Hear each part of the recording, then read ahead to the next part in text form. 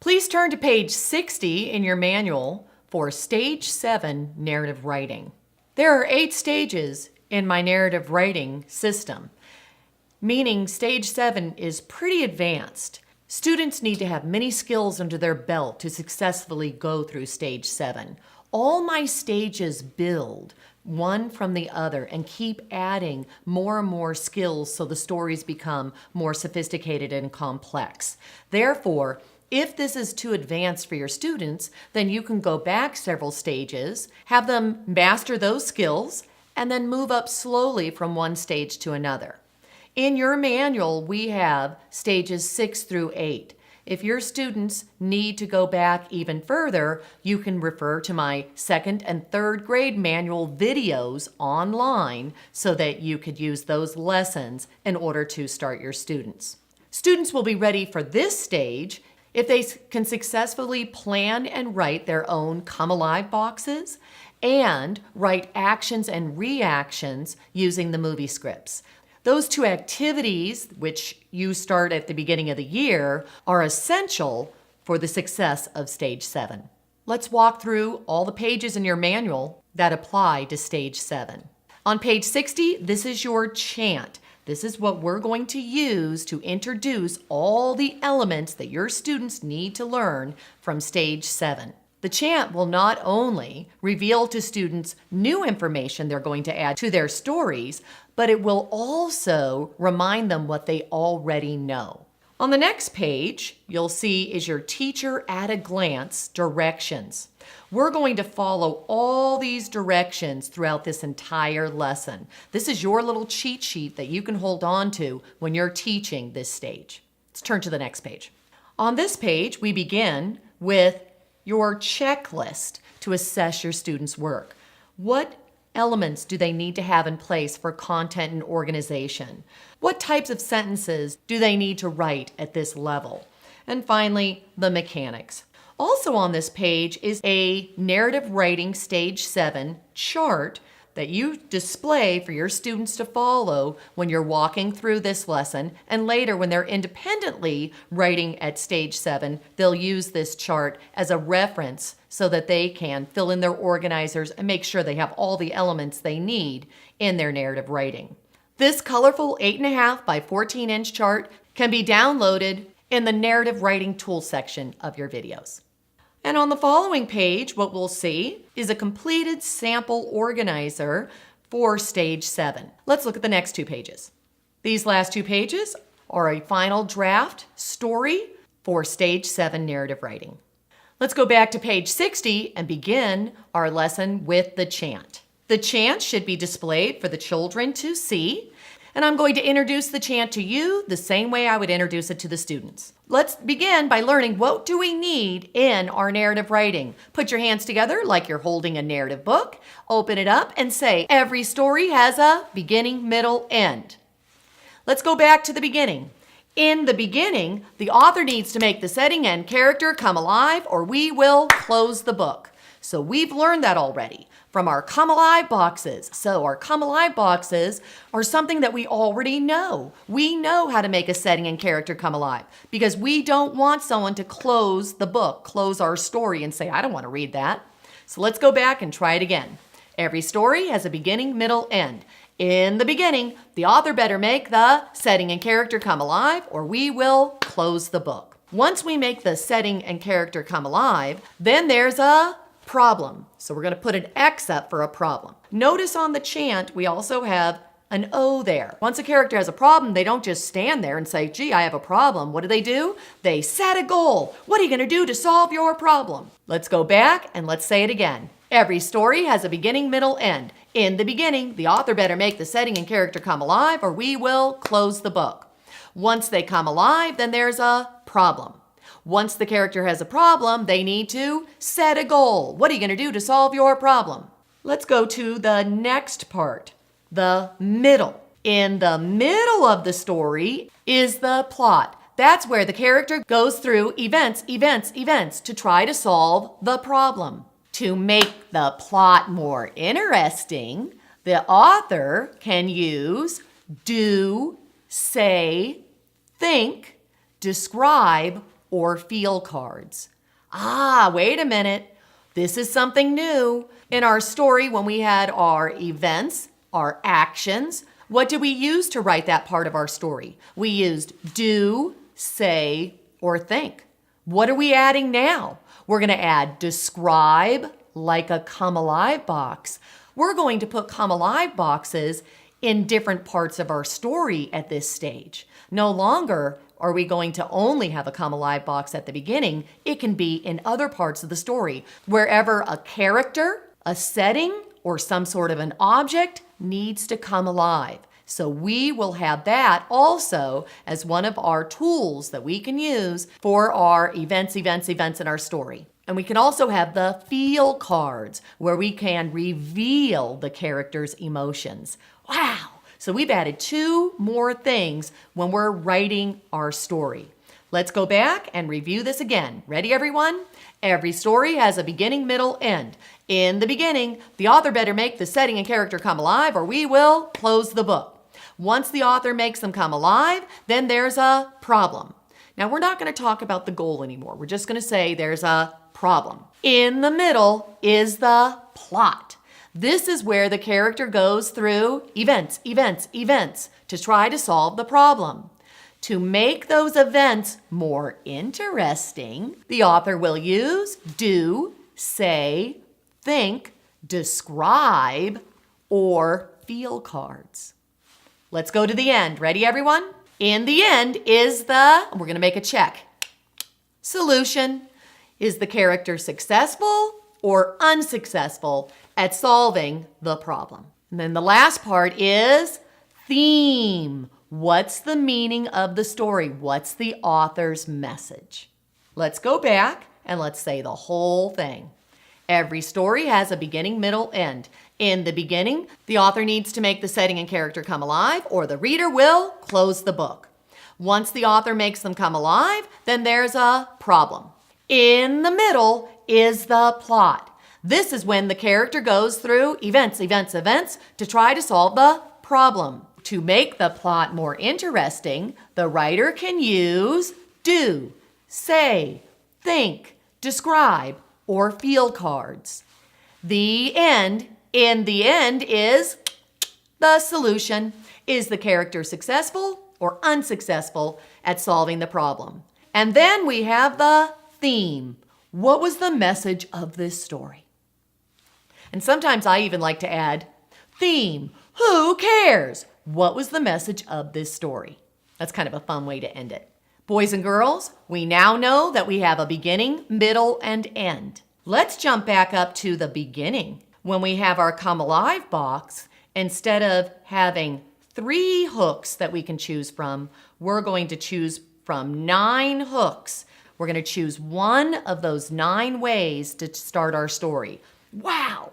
We're going to have ways to make our stories pull the reader in, hook them in, so they're going to want to read them. And it's not just 3 choices that we can choose from. We're going to have 9 interesting choices that we have in order to craft a hook to pull that reader in. And in the middle, we said that we were going to add the describe and the feel cards. We've already been doing do, say, think. So when we look at stage 7, what's new? More hooks and more ways to write those actions and events in the story.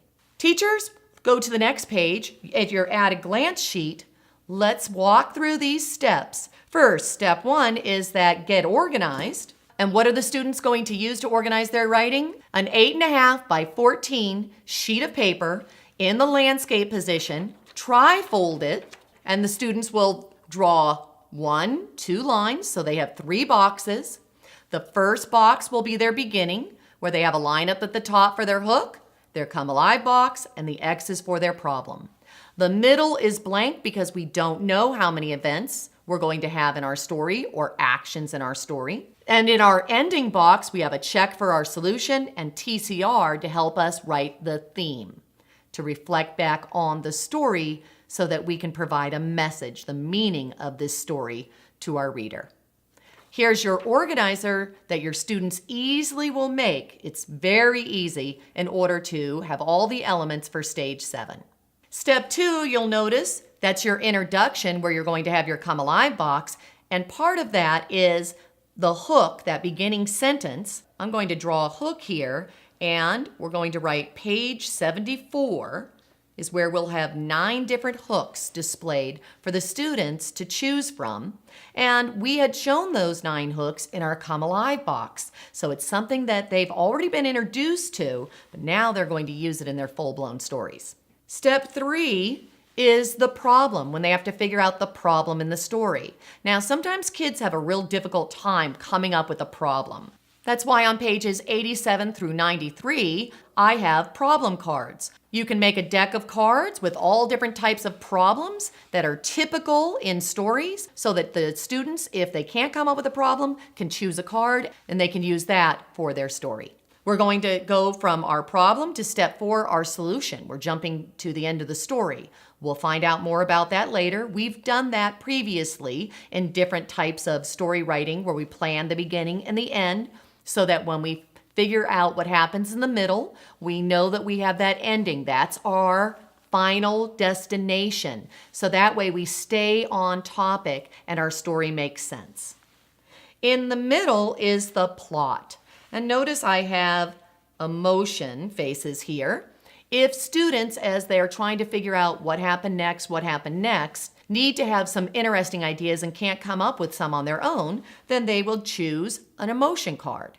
The emotion cards can be found on pages 79 to 82. Again, you can make this into a deck of cards, and if students are trying to plan one of their actions or events in their story, they would choose a card so that emotion can help them figure out what's going to happen next. So this way, if they chose scared, when they say what happened next, something's going to happen next that scared the character.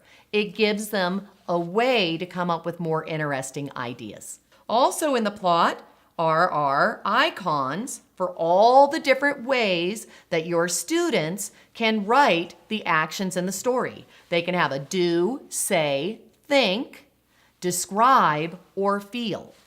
And this do, say, think, describe, and the 3 stick figures to show how a character feels through their facial expression or what their body's doing. The stick figure holding the heart, just telling how they feel.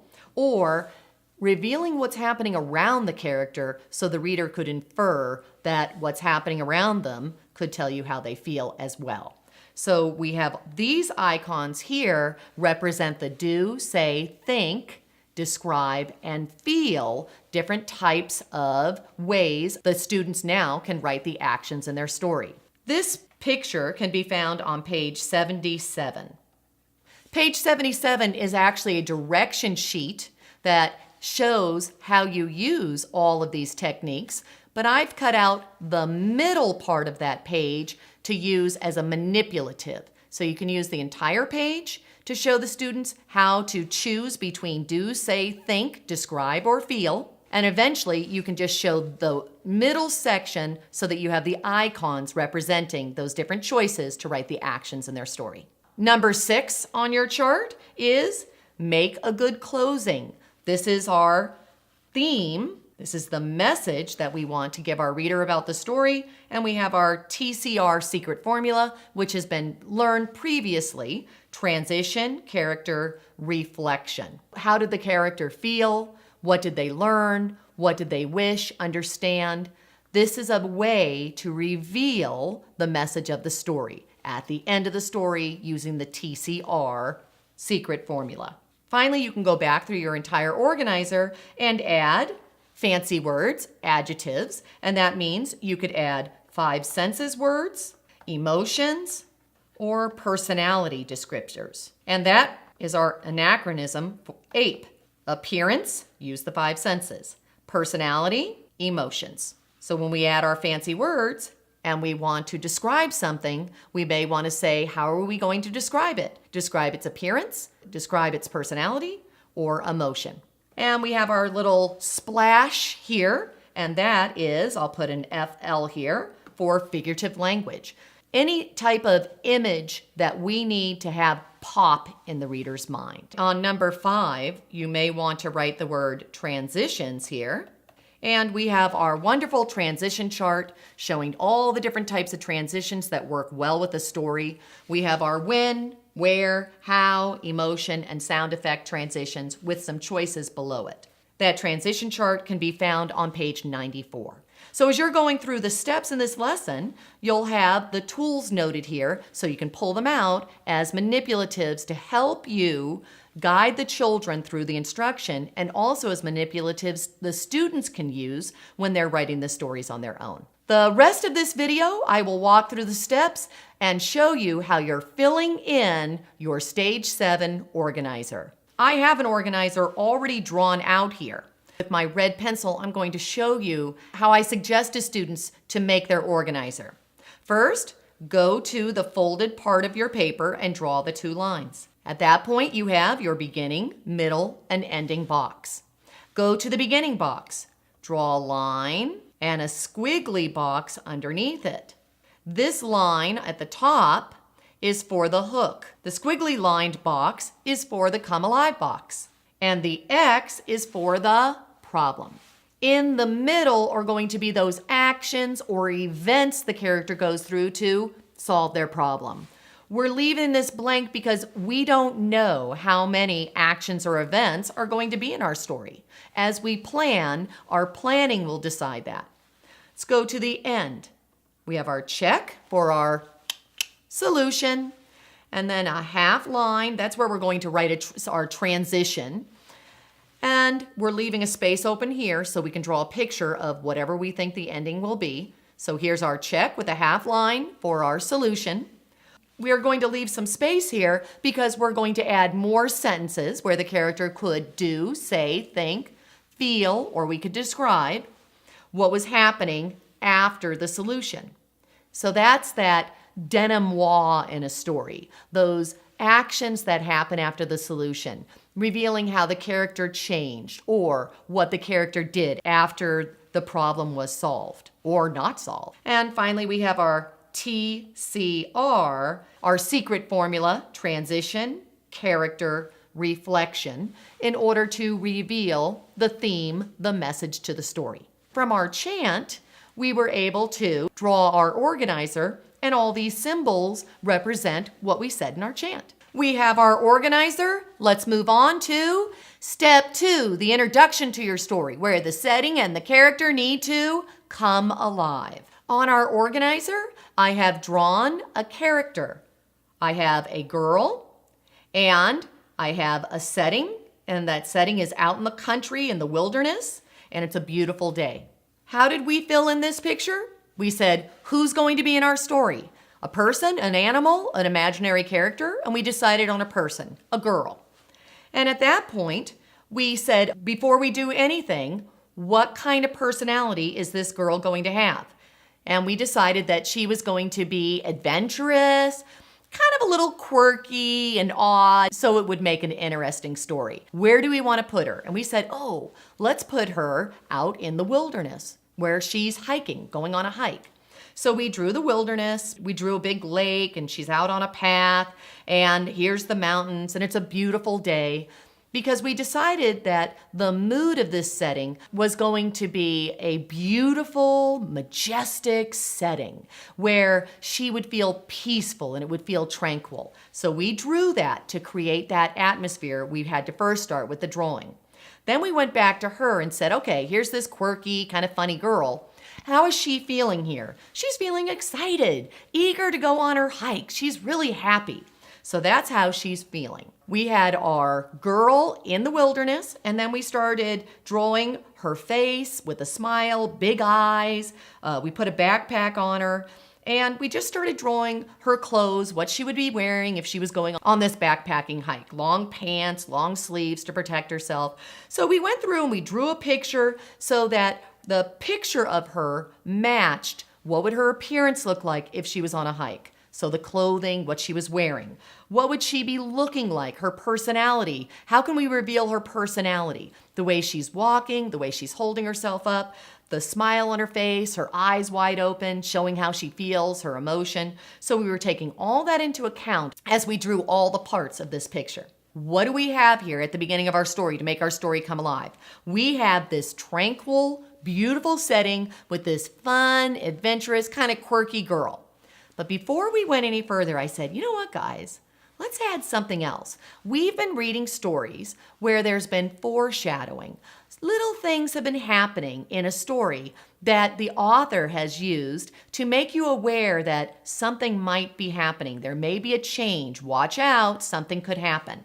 So let's go back to our picture and let's take something that's the opposite of this tranquil situation and let's use it to foreshadow, to alert the reader that, everything here seems tranquil, except there's a couple of things that aren't. Why is the author writing that? It's a great technique to add more interest to your story.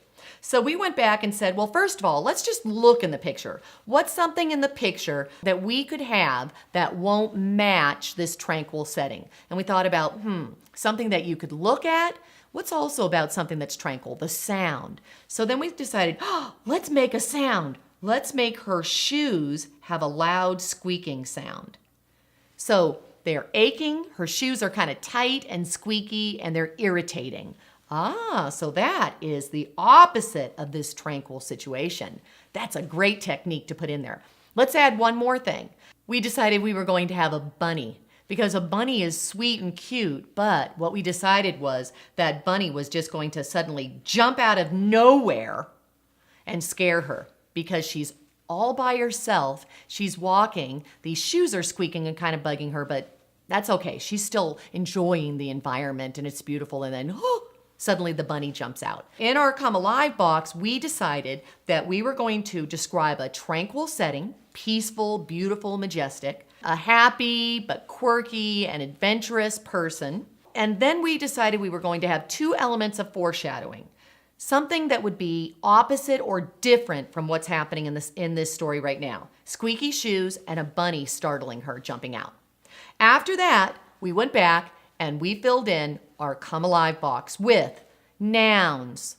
We chose the parts of the picture, things that needed to be described, that were worthy of being described. What does the reader need us to describe in this picture so we can create that tranquil, majestic setting? And what on the character do we need to describe so that we can reveal that she's adventurous, fun-loving, but a little quirky? So we went back and we labeled the nouns. Then we added adjectives to the nouns and verbs underneath the nouns for powerful actions. And we also wanted to reveal the character's personality even more because the adjective, nouns, and verbs were really more for appearance, physical appearance of the setting and the character. And we wanted to go further into the character to reveal her personality or how she's feeling, so we added some dialogue and thoughts. Let's see how that ended up. So notice in our Come Alive box, wispy, willowy clouds floated, drifted, tall, pointy trees shimmered, the majestic range stretched. We had the sweet aroma of the pine trees, the prickly thick bushes, the tall reeds swaying. We had her say, I feel like I'm in heaven. And then we had the tiny bunny dashed on the rocky, dusty path.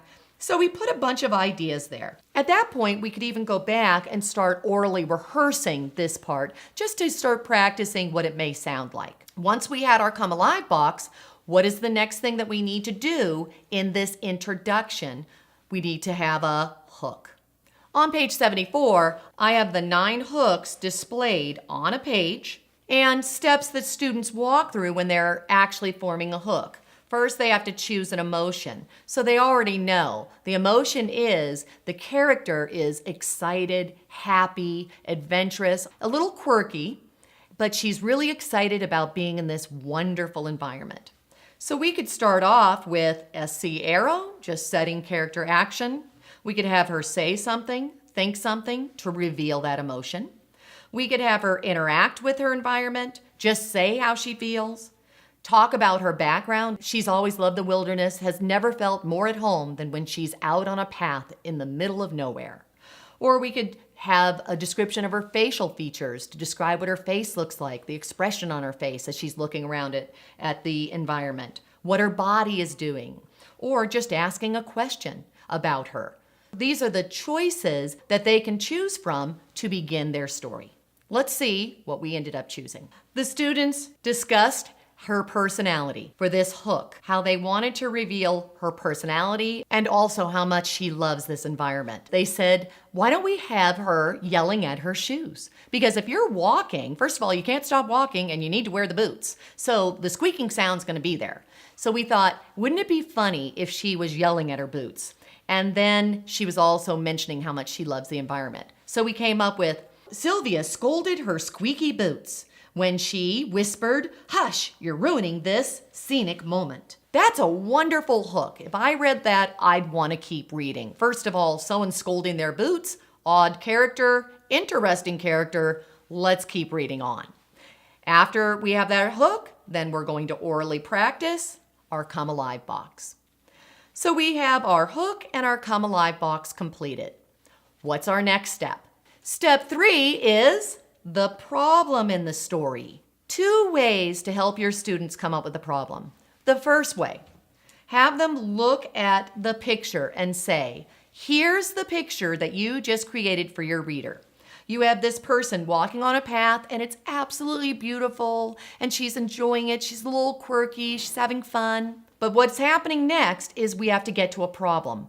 And a problem is about change. So we want to look at this picture right here and say, let's look at everything in this picture that we can see. Something in this picture can change and cause a problem. You could have the weather change and it could be a problem. You could have from the mountains, there could be a landslide and it could be a problem. Maybe she slips and falls into the pond. That could be a problem. Whatever you see in the picture, or something from outside the picture comes in and causes a problem. Maybe she's hiking and from out of nowhere, a jet plane crashes out there in the middle of the wilderness. There's a problem. The key here is change. So you're looking at the picture you created, and within that picture, something changes, or something from the outside comes into this world you've created and causes a change. If your students are having difficulty coming up with a problem with that technique, then you can have your student choose one of the problem cards. And this is a wonderful technique for you to help your students come up with a problem and not get stuck. And it helps them create better ideas as well. So you have your technique of, is there change in the picture or a change coming from out, or choose a problem card.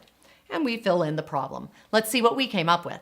We wanted to have a change to this beautiful environment of something that's coming from outside the picture. So it's still in this environment, but we don't see it. As she heads down a path, something jumps out that's dangerous, and we decided it would be a bear, a wild, dangerous bear, jumps out from the path and startles and scares her and is going to attack her.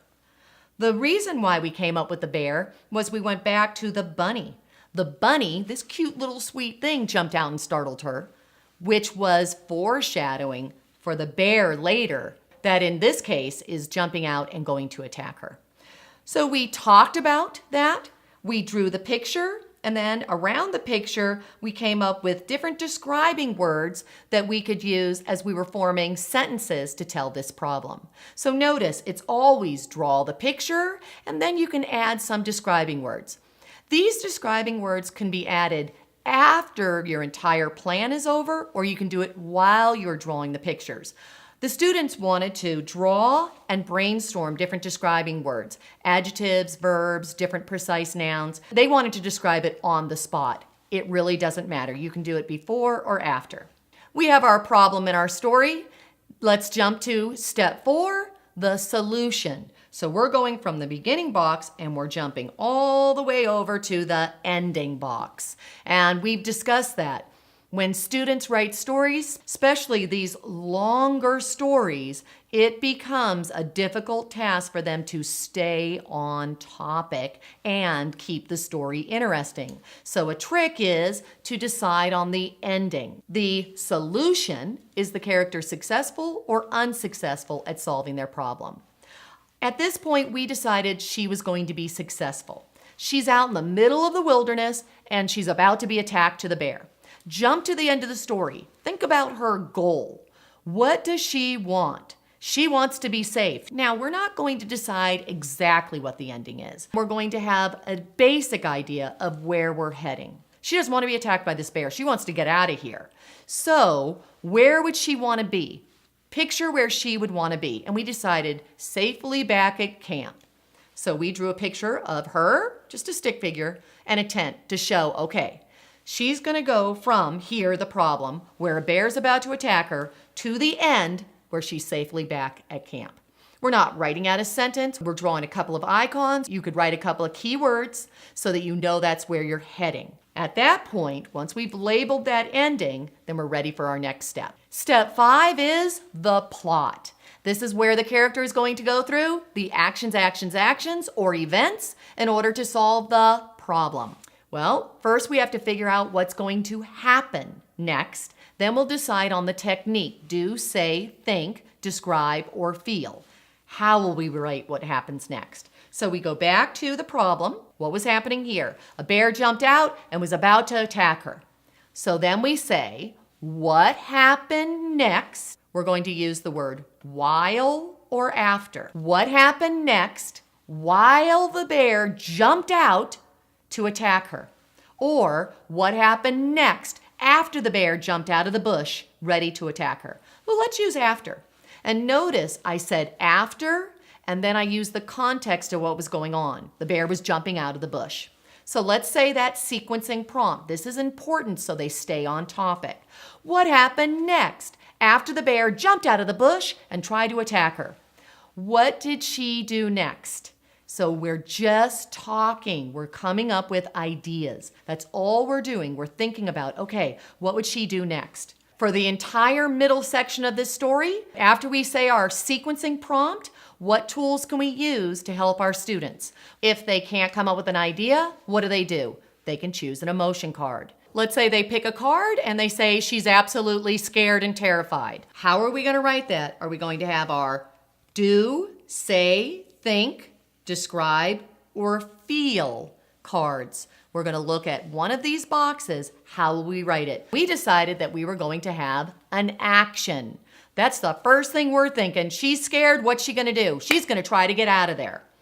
So we have a line, and then we decide on an action. And when we decide on the action, to make it more interesting, I had the kids act that out. Okay, you're in the forest. Run, start running. What could you go over? What could you go around? What could you go through? Let's really make that so that your reader is with you. And what we came up with was, first of all, notice I have pictures here. I'm not writing out the sentences. I'm just saying, okay, let's have 3 actions. What did she do first? She jumped over a boulder. Okay, so she's jumping over some big, huge rock. So she's running and jumps over a rock. Then she goes through a stand of trees and finally runs into a cave. So we had 3 different actions here in order to make you, the reader, feel her moving through that forest trying to escape. And we ended up in a cave. So there's our ideas. We went back and we added some fancy words. Notice this line right here. I'm going to keep that blank. That's my transition line. I have to go back and reread the story, and when I'm rehearsing my story and rereading it, and I get to this sentence, that's when I'll add the transition. I'm trying to add transitions as I'm reading sentence after sentence. If I add a transition in isolation, it may not connect to the preceding sentence. So I'm coming up with the ideas, I'm practicing just a little bit of that sentence. After this first set of actions, this event right here, we're going to say our sequencing prompt. What happened next after she entered the cave? So remember, we could say while or after. So after she entered the cave, what happened next?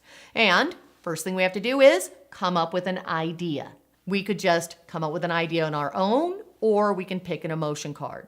And the kids said, well, let's make the cave a really gross, disgusting place. Okay, so we're going to have her go in a cave that's kind of gross and disgusting and still, you have that scary feeling. Ooh, you're in a cave. All right, so that was our idea. How are we going to write that idea before I put it on my organizer? Am I going to have that as an action, dialogue, thoughts? describe card or feel card. And we said, let's make a come alive box. Let's describe the inside of the cave. We decided we would describe the cave, so we drew a come alive box to describe this setting. And notice we had the smelly, stinky mud. We had icy cold droplets pierced her like shards of glass, and then a frightened bat darted out towards her. We described what was going on in this cave, and we decided to do that because we were in a new setting. She's scared of the bear, but we want to continue that frightened, scared feeling by describing the setting, this cave, and we did that with a come alive box, the describing. After we did that, we said, okay, so she's in this smelly, stinky cave. The water's coming down. It feels like glass is cutting at her skin. A bat suddenly comes out at her. What happens next after the bat comes out at her?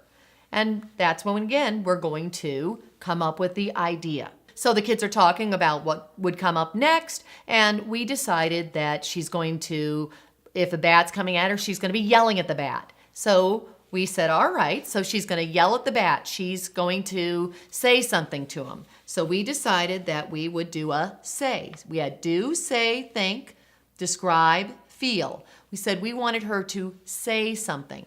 So when she was saying something, what would she say to this bat? Now remember that she is kind of quirky, but she's scared. So what would someone sort of quirky and a little odd say if a bat was coming at her? And then the kids brainstormed. We wrote number 3. So we drew a line, a dialogue bubble. We're going to come up with our dialogue, and we'll write our dialogue in the bubble and then come up with our marker. As she yells something to the bat, what are we going to have her do? So we could just say that Sylvia yelled at the bat and then say what she yelled, or we could add some more there, maybe what her body did, or a facial expression, or maybe we could describe what was going on around her. On the next page, we came up with, get off of me, you flying mouse. There's that quirkiness, calling a bat a flying mouse. Let's say she cried because she's scared and she's yelling at the same time. Cried would be better. And then we thought, let's reveal her emotions, not just through the word cried, but what's happening to her, what's happening around her. And that's where the bat started tangling up in her hair, and then she cried, get off of me, you flying mouse. So we said, what happened next? We came up with an idea that the bat started darting towards her. She's yelling at the bat. And then we wanted to reveal her emotion through the marker. Instead of just saying Sylvia cried, we wanted to reveal more than just the word cried. So we said, how do you reveal more? You could just say, upset and terrified, Sylvia cried. You could just say her emotion, how she's feeling. You could say what her body was doing. Shivering with fear, Sylvia cried. Get off of me, you flying bat. Or we could say what was happening around her. And that was the bat came at her and his wings got tangled up in her hair. Ooh, that's even better to say that. That's very scary. And then she cried out for him to get off of her. So we wrote our dialogue first, then we came up with our idea for our marker. Once we came up with our idea for our marker, then we said, what happened next after she yelled at the bat and the bat was tangled in her hair? And the kids decided she got out of that cave as fast as she could. And what would you do if you were terrified running out of a cave from a bat? Probably just run all over the place. You're so scared, you're kind of delusional and crazy. Then we showed her, just a stick figure here, running around in all different directions. Then once she was running all over the place, we said, what happened next? So again, we're just saying that. What happened next? Using while or after, and then the preceding action. What happened next after she started running in a million different directions? What we said was, oh, she's probably realizing, wait a minute, I'm just going all over the place. I don't have a plan here. What am I going to do? So she needed to stop. How are we going to show what happened next? Are we going to have do, say, think, describe, or feel? And the children decided that they wanted to have the think. She's running all over the place, and in her mind, she's thinking, what am I doing? We wrote a number 5, a line, a comma, and drew a thought box. And here in the thought box, we wrote what she was thinking in her mind. I need to calm down. I need to get my wits about me if I'm going to live. So we wrote that down in our think bubble. We had our thought. Then we went back and came up with our marker. Suddenly I stopped and thought. Then we went, what happened next? After she stopped and calmed down, she started looking for the path to walk home. But, and this is when the kid said, let's have the bear come back. Let's figure out what happened to the bear. But the bear was right around the corner. Wow, that's scary. We thought we got rid of that bear, didn't we? So we drew a picture of what was happening. She is calmed down. She's now going to walk towards the path. And here's this bear sneaking out and ready to attack her again. He found her. So we drew the picture. We wrote some describing words. And at that point we said, what happened next? The bear is about to attack her. We are near the bottom of our whole column here. Let's start trying to figure out how to get to the end of this story. We have to have something happen in number 7 to get us to the ending. So this is what we did. Here she is, trying to find the trail to get back to camp. But the bear comes out of nowhere and is about to attack her again. Let's jump to she's back at camp, safely back at camp. How did she get from the bear about to attack her to getting safely back at camp? That's how we figure out our last action. And notice, this was more of a climax. This was the last action, her last chance to get back safely at camp. And it was the most scary part of our story because she didn't even know he was there. So we had her walking back to the path, the bear's about to come out, and we've got to get her back safely at camp. What could she do in number 7 to get herself safely back at camp? And the kids talked about, well, the bear wants to eat her, so if she has something in her backpack, maybe she can take that out and he'll eat that and she'll scoot away and escape. We drew a picture of her putting an apple on her backpack and the bear devouring the apple. Next scene, she's safely back at camp. We had all of our actions there. We planned our events in the middle of the story by using do, say, think, describe, and or the emotions, feel. Once we added all those ideas and we sequenced out all these actions and events in the story, we're going to go back and we're going to orally rehearse the beginning and the middle. And as we orally rehearse it, when we get to each one of our transition lines that have not been filled in, that's when we'll fill in those transitions so that we can start forming sentences and smoothly connect one idea to the next. As you're rereading, you may want to have your transition chart available. I like to put this on tag, fold the sides of the tag so it ended up becoming a little table chart that can stand on the table, and the students can put this on the table in front of them, and as they're orally rehearsing the story, they can use some of these ideas here to help them create their transitions. You want them to think, what kind of transition am I going to put here? How am I getting from one sentence to the next, to the next? So let's practice one. Let's say we've orally rehearsed our hook, our come alive box. We have orally rehearsed the problem in the story, and maybe we're ending up with the wild bear jumped out showing his sharp claws, ready to devour poor little Sylvia. We're going to jump up to our first picture here, and we're going to say, okay, who's doing the action? Sylvia. We already said Sylvia, so let's just use the word she. She soared over a big boulder, dashed through a stand of trees, and dove into a dank, dark cave. How can we transition into that sentence? I could just begin with the word she here, or I could have a transition. I could use, when did this happen? So I could say, after seeing those claws that look like knives, she jumped over a boulder, so that's when she did it. Or I could use a where. Where did she do this? So, standing in the middle of the forest with no one around her, she jumped over a boulder, through a stand of trees, and dove into a dank, dark cave. So I could have had a where was she to begin my sentence. Or a how. Quickly, she jumped over a boulder.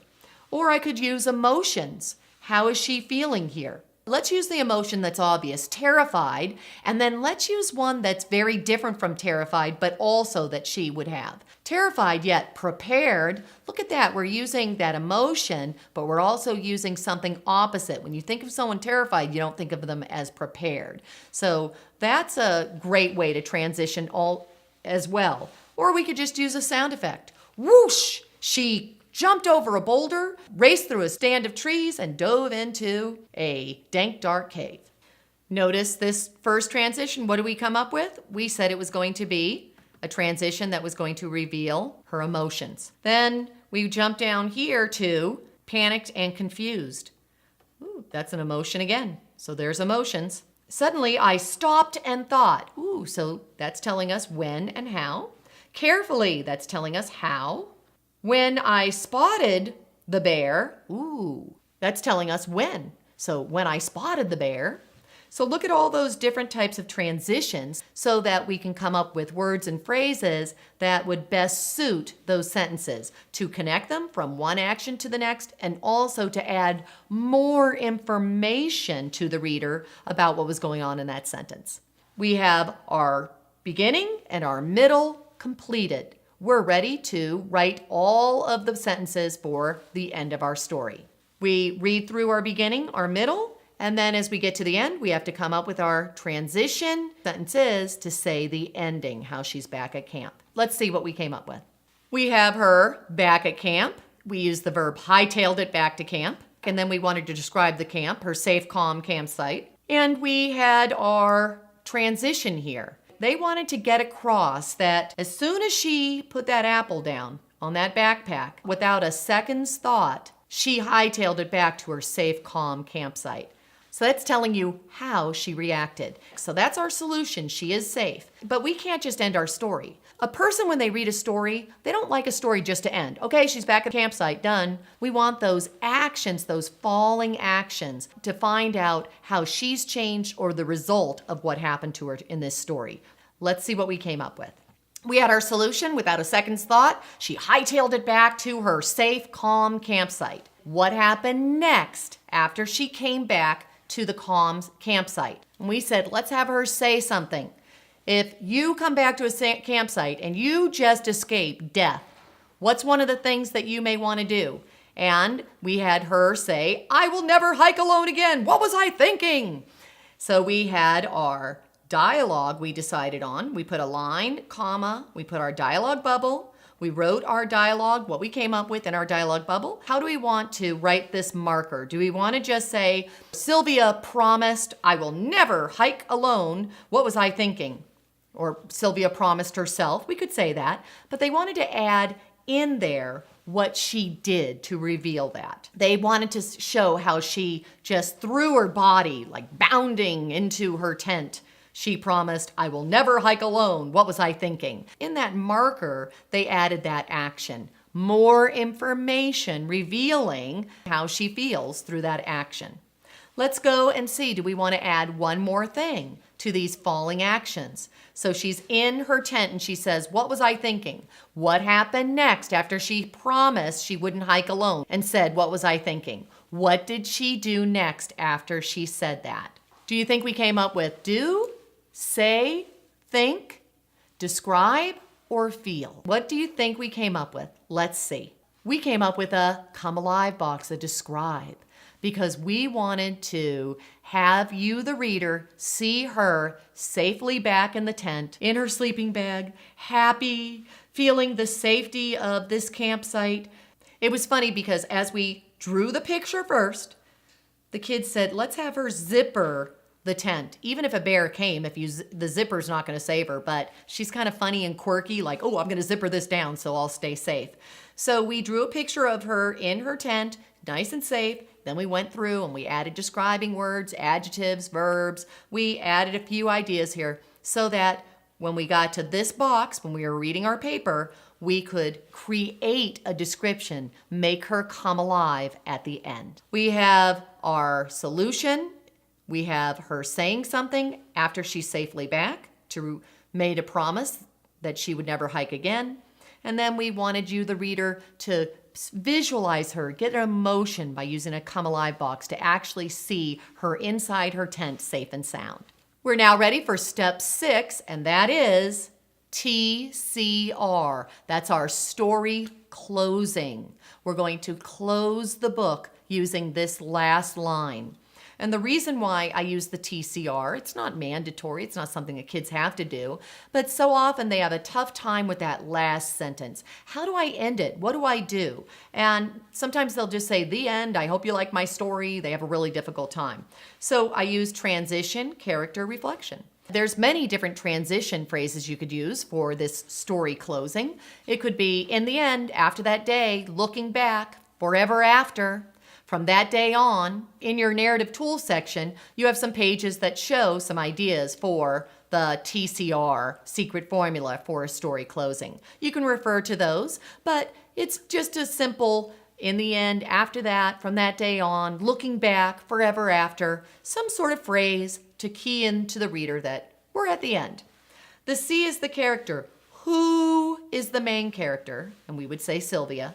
And the R is the reflection. A reflection means that character is looking back at what happened to him or her and now reflecting the meaning of this experience. And when you do that, that's a great way to get to the theme of the story. How did Sylvia feel after this? What did she wish? What did she learn? What did she discover?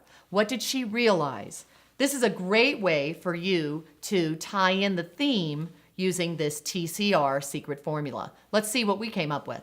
She's in her tent. She's so happy she feels safe. What is she going to do now that she feels safe? She's going to go to sleep. So let's have her make her reflection before she goes to sleep.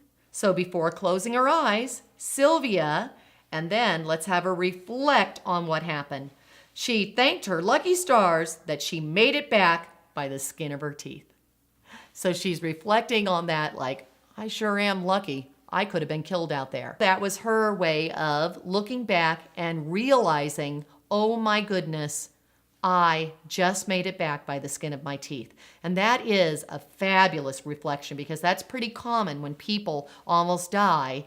They later turn back and say, wow, I could have been left dead out there. So it's a fabulous reflection and it does make sense. So we have our entire organizer filled in. We've gone through, we orally rehearse the organizer, we say it over and over again. If we want to add any fancy words, we can. If we want to go back at this point and say, is there any part of this writing that I want to pop? Is there an image? When I look at my organizer right now, is there anything that I want to pop? Could I make pop in the reader's mind? So we go back and we can add figurative language at this point as well. Orally rehearse it and write it out. Let's go to the last 2 pages in this section to see the story. On pages 64 and 65, you have a copy of the final draft for the story, which was titled Panic in the Woods. Sometimes people ask me, how do you come up with a title? I always tell people that when it's a story, you're always looking at either a title for the character or a title for the main event. What was it that happened? And at this point, they decided that the main event was what was important. So what was it about? A bear attacking her in the woods. Okay, now we want to go back and we want to be clever with that. What's another way we can say it? We don't want to say bear attacking her in the woods. So then we came up with, well, she was in a panic because a bear's attacking her. So then we called it Panic in the Woods. If you want the students to go back and edit and revise their papers, you would have them circle and label the parts. To learn more about that, go to my Revise and Editing chapter to see how students will circle and label the parts of their story. This is Stage 7, Writing a Narrative. At this point, your students are writing narratives that make characters and the setting come alive. Objects in the setting come alive, using come alive boxes, having actions and reactions, having emotions revealed about the character, dialogue, thoughts. All these techniques have been embedded into this organizer with also the critical focus of making sure that the sentences transition and connected smoothly from one to another. When students reach this stage and they're ready for writing at this stage, you're going to read sophisticated, exciting stories, and you'll be thrilled at the level of their story writing. Good luck, and I hope you enjoy this stage of writing.